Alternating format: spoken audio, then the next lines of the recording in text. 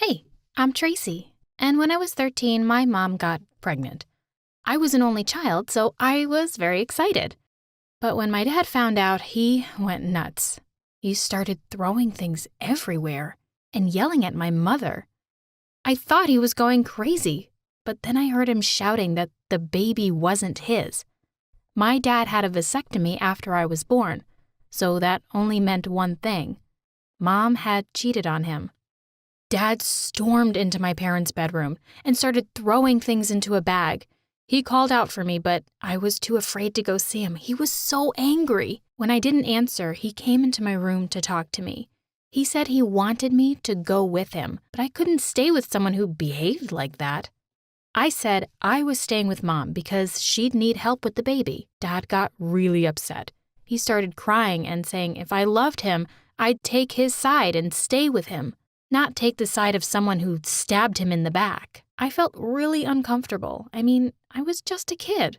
How could I make that choice? Dad threatened that if I didn't go with him, that would be it.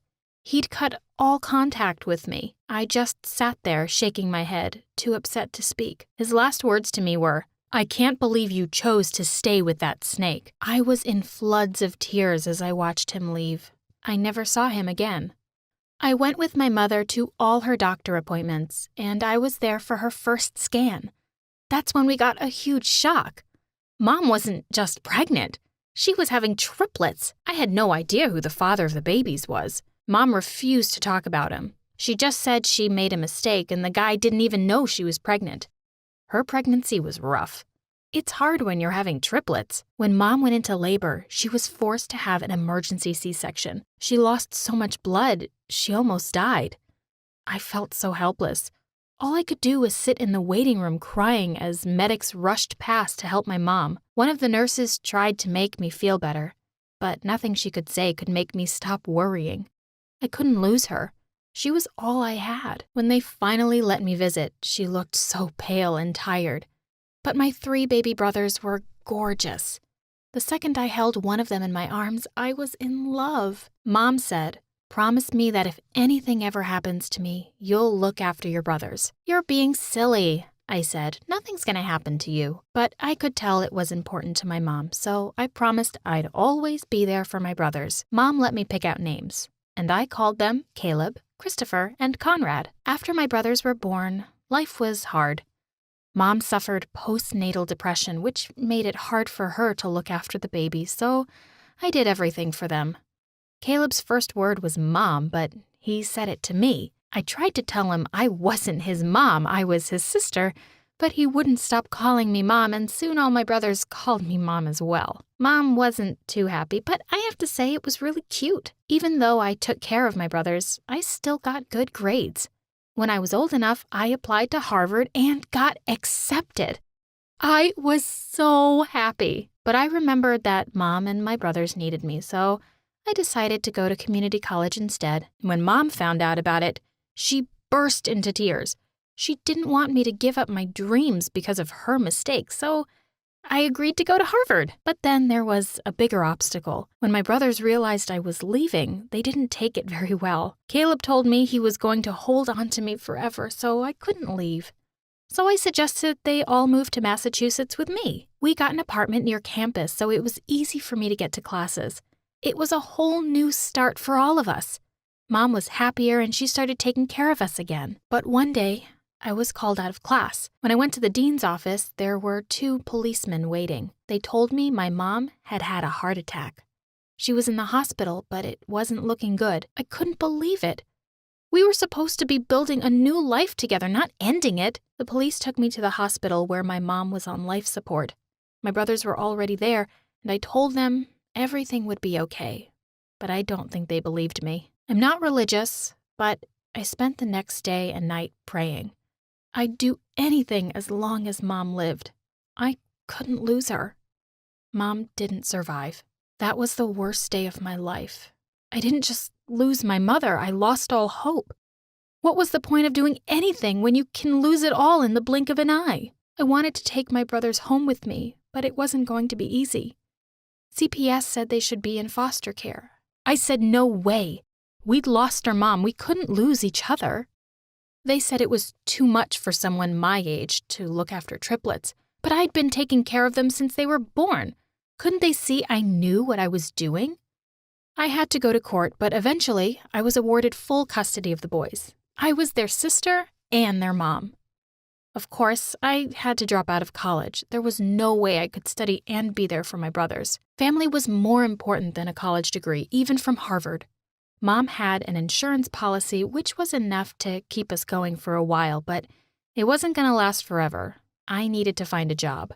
But then one of my friends from Harvard called me. She said she worked for a freelance writing company and she wondered whether I was interested in writing for them. That's how I started my freelance career. I made enough money to pay the bills and I could stay home with my brothers instead of having to pay for childcare. For the next few years, we were a happy family. But one morning, I woke up feeling wiped out, like I hadn't slept. I was used to being tired all the time, but this was something else. It was hard getting out of bed, but I had to make sure my brothers got to school. As I made their breakfast, suddenly I was hit with a massive headache. "Are you okay?" asked Conrad. "I'm fine," I said, popping a couple painkillers, but they didn't help. In fact, my headache got worse and my vision went all blurry. Suddenly I collapsed. My head felt like it was split in two. I was in so much pain I thought I was going to die. Everything went black. I couldn't see. "Conrad, Christopher, Caleb," I shouted. "I need to go to the emergency room." I wanted to be strong for my brothers, but I was in agony. I couldn't see a thing as they helped me down the stairs to get a cab. Halfway down, I collapsed. They couldn't hold on to me, and I fell down the last few stairs. I was lucky not to break my neck. I was screaming in pain all the way to the hospital. My brothers were panicking, yelling at the driver to go faster. We rushed to the emergency room, and as soon as they saw me, they got me to an examination room. The doctor told me I had something called giant cell arteritis. It's when the arteries which support the optic nerve in the eye become inflamed, blocking the nerve so it can't get enough blood. "There's a cure, right?" I said. "You can give me a pill or something." "I'm sorry," the doctor said. "There's no cure. You're permanently blind." I felt like my world shattered into a million pieces. I couldn't be blind. I had to look after my brothers. I begged the doctor to do something. There had to be a cure. There just had to be. But the doctor said there was nothing he could do. My brothers came to visit me. Conrad said they brought me flowers so the smell would cheer me up, but it made me miserable. What's the point of smelling flowers you can't see? CPS put the triplets into foster care, but they couldn't find a family to take all three of them, so they were placed with separate families. It broke my heart to think of them all alone without me, to help them with their homework or talk through their problems. But what could I do? I was blind and useless. I thought things couldn't get any worse. I was wrong. The doctors did a lot of tests on me when I lost my sight. They told me the reason I'd been so tired was because I had leukemia. If I didn't start treatment right away, I would be dead in 6 months. Of course I started treatment, but it was so stressful. All I could think about was how I was going to look after my brothers when I was out of the hospital. How could we pay our bills when I had to pay for chemotherapy? At last, the doctors said I could go home, but the thought of being out of the hospital filled me with dread. I had to prove to CPS again that I could look after my brothers, but I didn't know if I could. I was disabled and struggling to cope with being blind.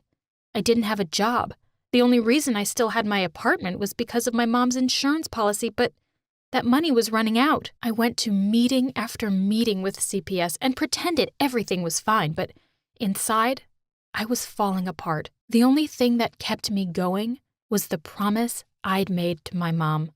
But I couldn't help thinking they'd be better off without me. Eventually, CPS said the boys could come back to live with me, but I was worried they'd made the wrong decision.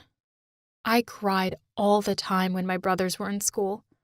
I felt like my life was over. I was supposed to be a Harvard graduate in a well-paid job, not blind, unemployed, and struggling to raise 3 boys. One day, I was sitting on my bed, crying, when I heard Caleb say to me, "What's wrong?" "Caleb," I gasped. "You're supposed to be at school." Caleb told me he'd forgotten his homework, so he'd come back for it and found me like this. It all came flooding out. I told him about how I always wanted to be a writer, but now I was useless. "You're not useless," said Caleb. He told me how much he loved me and said I could still be a writer. I could use software. I laughed and told him not to be stupid. We didn't have the money for the software I needed. So Caleb said he'd do the typing for me. Every day, after he'd finished his homework, Caleb sat down with me to write my book. I'd always planned on writing the next big American novel, but Caleb told me I needed to write my autobiography. He'd said I was an inspiration. The last thing I felt like was an inspiration, but he was right. My life would make a good book. It took over a year of hard work, but at last, we had a book I was proud of. I sent it to a few publishers, but they all rejected it, so I published it myself. I didn't think anyone would buy it, but in that first month, I sold 1,000 copies. I had loads of 5-star reviews. People really loved it. Then, I had an email from a publishing company. They said they loved my book and wanted me to write another one for them. They offered me a huge advance. I'm finally a best-selling author, and that's why I wanted to make this film. If I can make my dreams come true, after everything I've been through, so can you. If you enjoyed this video, like, share, and comment for even more stories. She thought she was someone because she worked for a rich family. Man, life can be so unfair. I'm Avril, by the way, and I clean toilets for a living. But what can you do when your family is dirt poor and can't afford to let you finish high school? This was the only job I could get without doing something that would get me in trouble or affect my family. And yet, Marissa landed on this big job, and now she won't even acknowledge my existence. We used to be best friends. She comes from a poor family too, but it's not like she'll acknowledge that. She doesn't even speak to her family anymore because she's too ashamed of them. The first time she came to the cafe I work in, I tried to hide, but she saw me and gave me the biggest smirk I've ever seen. I wanted to curl up and die. She even flicked her hair as she walked out. And then she started coming every day. At around 9:30, she'd march in with the 2 kids she looked after and order a whole bunch of stuff. And then, in a loud, fake voice, she'd say stuff like, "Oh, you little darlings, are you excited for Paris this weekend? I certainly am." So I did the next best thing. I spat in her coffee. And then I came up with a plan. I started watching her closely every time she came in and got to learn her little routine. Every morning after her coffee, she'd go to the bathroom. It was always exactly at 10 a.m. And then I remembered she's diabetic and had to take her insulin. One morning at 9:50, after she'd ordered her coffee, I ran to the bathroom and started waxing and polishing the floor. I made sure it was super slippery, and then I quickly came out to watch. To my absolute horror, the little boy stood up and said he needed the toilet and asked Marissa to take him. No, this wasn't supposed to happen. They started walking towards the bathroom, and I went into full-blown panic mode. And then, thankfully, Marissa's phone started ringing, and she ran to get it, and the little boy shouted that he'd go into the boys' bathroom instead on his own. I was so relieved. I actually let out a proper sigh. I watched as the clock ticked towards 10, and then, like clockwork, Marissa got her insulin out her bag and went to the bathroom. Jackpot. Straight away, there was a huge crashing sound, and I almost jumped for joy. Hopefully, she'd have broken her legs, and then she couldn't work, right? I never wanted to see her smug face in this cafe again. But she didn't break her legs. It was much worse than that. I ran in there, and she was lying flat on her back, completely unconscious. Oh, God. What if I'd killed her? The kids started screaming and asked me to call their mom, and then the boy gave me his phone. My gosh, the kids even had their own phones? I called her and asked her to come quick, and then I called an ambulance. There was no one else in the cafe. Even my manager was out running errands, so I quickly ran to Marissa's bag and dropped something inside. When the mom arrived, I couldn't believe it. She looked like a supermodel. She thanked me for calling her and asked if she could call Marissa's mom to let her know what had happened. Before I could even reply, she started digging through Marissa's bag, and that's when she found it. A bag of peanuts. The kids were allergic to peanuts, like majorly allergic, so I'd stuck a bag in there as part of my plan. The mom was horrified and asked the kids if they were okay. Then I asked what was wrong and said that Marissa always had peanuts and drank almond milk in her cappuccino every day. The mom gasped and grabbed her kids into a big hug. The ambulance finally arrived and the paramedics were shocked. They said they didn't know when she'd regain consciousness, and so I turned to the kid's mom and said, "Hey, I can look after the kids in the meantime if you want, just until Marissa is back on her feet." Then you won't believe it. The mom looked at me and said, "That girl is going nowhere near my kids ever again. She could have killed them with these peanuts." "Okay, when can you start?" Then she asked me if I had any experience with kids, and I showed her my portfolio. I'd printed a whole bunch of photos that I'd photoshopped of me and this fake family that I'd made up. She seemed impressed, but then she suddenly looked confused. "But why are you working in this cafe if you have all this experience?" she asked. I told her my family owned the cafe, and then she relaxed a bit. Thank God she offered me the job, because when my manager came back, he fired me on the spot and said he could be sued because of me. But I told him I was about to quit anyway and said, "See you later, loser," as I skipped out of there. I was about to start a new life, and I couldn't wait. I started the very next day, and the minute I approached their house, I thought I was dreaming. It was huge. The kids actually seemed excited to see me, and that first day went well. I had to totally fake it until I made it, but it seemed to work. We hung out by their pool all day, and I taught them some basic swimming skills, and their mom was so impressed when she found out. Then one day, the mom asked me if I could join them on a weekend trip to Paris. Luckily, I'd applied for my passport as soon as I started working for them, because I'd been waiting for this magical moment. So I decided to create a fake social media account. I had to document this. I was going to Paris, for goodness sake. After that, I made sure to wear lots of perfume. By the end of the trip, I had like 1,000 followers on social media. I always filtered out the kids as I didn't want the family finding out I was pretending to be a rich girl. And then I felt like I'd won the lottery. When we got back from the trip, the mom asked me if I'd like to move in with them. I honestly almost hugged her. I asked if her husband would be okay with that, and she said, "Oh, he's always working, so he won't even notice." True, I thought. I'd never even met him. Anyway, when I moved in, I brought 3 suitcases. 2 were filled with old newspapers and stuff I'd found on the street. I didn't want them thinking I only had 1 suitcase of stuff. And my room was amazing. I had a view of the whole city and my own balcony. That first night, I lay there pinching myself. How was this all real? The next day, I noticed my followers had almost tripled, and I had a message from a guy asking me if I was single. My heart started thumping, and I did something crazy. I told him I was going to have a house party that night, and did he want to come and bring some friends? The mom and kids were going to visit their grandma, and she'd asked me to house sit. Of course, I said yes, and as soon as they left, I messaged everyone I knew, including all my followers, and invited them to my party. I started snooping around in the dad's study and realized he was involved in some kind of illegal business. Interesting, I thought. And oh my God, the party was epic. There must have been at least 100 people there, and I even wore some of the mom's clothes so that I could look all fancy. The guy who asked if I was single came, and he was so hot.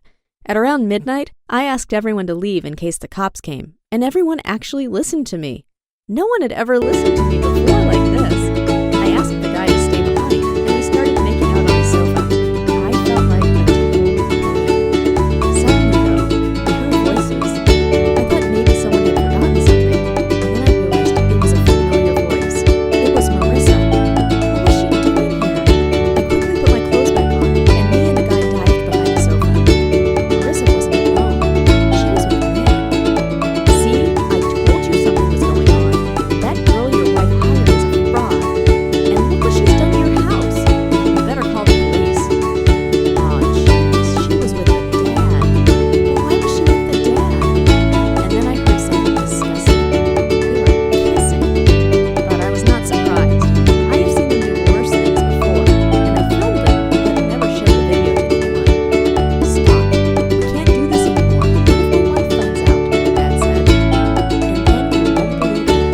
mom and kids arrived. I was officially trapped. I was right by the door, and the kids saw me straight away. The mom started screaming at her husband and Marissa.